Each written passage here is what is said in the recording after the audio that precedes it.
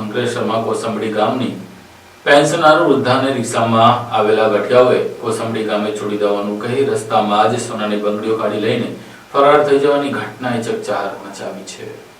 અંકલેશ્વરમાં એક આઢેડ મહિલા સાથે રિક્ષામાં પેસેન્જરના સ્વાગમાં બેસેલ ગઠિયાઓ સોનાની બંગડી ઉતારી પલાયન થઈ ગયા હતા। બનાવ અંગે જીઆઈડીસી પોલીસે તપાસના ચક્રો ગતિમાન કર્યા છે। અંકલેશ્વરના કોસંબડી વિસ્તારમાં રહેતા ચંપાબેન રમણ વસાવા ગતરોજ વ્યક્તિગત કામ અર્થે એસએ મોટર્સ સામે આવેલી ઇન્ડિયન બેંકે ગયા હતા। બેંકનું કામ પૂરું કરીને પરત ફરતા તેઓ મુખ્ય માર્ગ પર વાહનની રાહ જોઈ રહ્યા હતા। તે દરમિયાન એક રિક્ષા ચાલક ત્યાં આવી ઉભો રહ્યો। રિક્ષામાં અગાઉથી 3 શંકાસ્પદ પેસેન્જરો બેઠેલા હતા। રિક્ષા ચાલકે વિશ્વાસ પર લેવાના ઈરાદે માસી બેસી જાવ, ક્યાં જવું છે એમ કહી ભારે આગ્રહ કર્યો। ભીડ જણાતા ચંપાબેને અસહમતિ દર્શાવી છતાં પૂર્વ નિયોજિત કાવતરાના ભાગરૂપે અંદર બેઠેલા શખ્સોને આગળ પાછળ કરી જગ્યા બનાવી તેને પ્રણય બેસાડવામાં આવ્યા। મુસાફરી દરમિયાન રિક્ષા ચાલક અને પેસેન્જરોએ વાતોમાં ગૂંથી ચંપાબેનનું ધ્યાન ભટકાવ્યું। નીચે ઉતરતા જ સેકન્ડોમાં ચંપાબેનની નજર હાથ પર ગઈ અને અંદાજે 15 ગ્રામ વજનની કિંમતી સોનાની બંગડી ગાયબ હોવાનું જણાયું। બૂમાબૂમ થાય તે પહેલા જ રિક્ષા ચાલક 3 સાથીદારો સાથે ઝડપે ફરાર થઈ ગયો। દોડા દિવસે થયેલી આ ઘટનાથી હેપતાઈ ગયેલી વૃદ્ધાએ આસપાસના લોકોની મદદ માંગી। જાગૃત નાગરિકોએ તેમને તાત્કાલિક જીઆઈડીસી પોલીસ મથકે લઈ ગયા, જ્યાં ફરિયાદ નોંધાઈ। ઘટનાની ગંભીરતા જોતા પોલીસે તાત્કાલિક તપાસ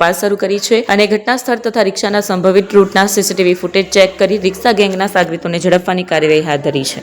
ચંપાબેન રમણભાઈ વસાવા। ક્યાં રહો છો તમે? કોસંબડી। શું ઘટના બની ગઈ તમારી જોડે? મારે હું એશિયન મોટરની સામેથી, ઇન્ડિયન બેંકની સામેથી હું ચાલતી હતી, ત્યાં ભરૂચ સાઈડથી રિક્ષા આવી। એ રિક્ષાવાળાએ મને બૂમ પાડી કે માસી ચાલો બેસી જાઓ। તે મેં કહ્યું કે 3 જણ અંદર બેસેલા છે, હું કઈ રીતે બેસું? તે કે થોડી જગ્યા આપી કે બેસી જાઓ એમ કે આ લોકો તો હમણાં અહીંયા ઉતરી જ જશે। એટલે હું બેસી ગઈ, પણ તોય એ લોકો મને ફાવતું નહોતું, તો મેં કીધું મને સ્ટેશન ઉતારી દે। તો એ કે અહીંયા જ હમણાં ઉતરી જશે, તમે બેસી જાઓ નહીં। અને ક્યાં જવાના છો? તો મેં કીધું કે હું છે તો કોસંબડી જવાની છે। તે કે રોડ પર ઉતારું તો ચાલશે? મેં કહું ના, કોસંબડી ગામમાં। તે કે સારું ચાલો ને ગામમાં ઉતારી દઈશ। અને પછી એને પ્રતિન હોટલની સામેથી ચોકડીથી એ ઓવરબ્રિજ ચડાવી દીધો અને મોહન ભજીયાવાળાની એ ગલીમાં રહીને સીધું નોટિફાઈના જતો જીઆઈડીસીનો ગેટ પાસે એ વટીને મેન રોડ પર આવ્યા।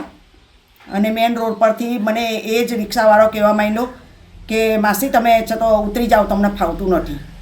અને જેવી હું ઉતરી એવો મારો હાથ પણ ખેંચાયો અને મારો હાથ ભારે ભારે થઈ ગયો। અને પછી મેં ઉતરીને તરત જ જોયું કે મારી એક બંગડી નથી। તો મેં એક રિક્ષાવાળા કાકાને બી કહ્યું, મેં કહું ભાઈ મને છે તો આ રિક્ષા જે તમારી દોડાવો, તમને કહેશે એટલા પૈસા આપીશ ને મને છે તો પેલી રિક્ષા પકડવાની છે। તે કે બેન મારી રિક્ષા એકલું ઠાઠ્યું છે, એટલું બધું નહીં દોડી શકે, તમે કોઈ બાઇક પર બેસી જાઓ અને કોઈની જોડે બેસીને તે રિક્ષા પકડો। પણ મને એવી કોઈ બાઇક ને એવું તેવું મળ્યું નહીં। ત્યાં પોલીસને જાણ કરી છે? હા, પોલીસને પછી હું ત્યાંથી પછી પોલીસને જાણ કરી, જીઆઈડીસી પોલીસને। અને એ સાહેબ મને નોટિફાઈના તો જે કેમેરા લાગેલા છે તે ઓફિસે લઈ ગયા। ત્યાં બધું જોયું, બધું એ બતાવ્યું।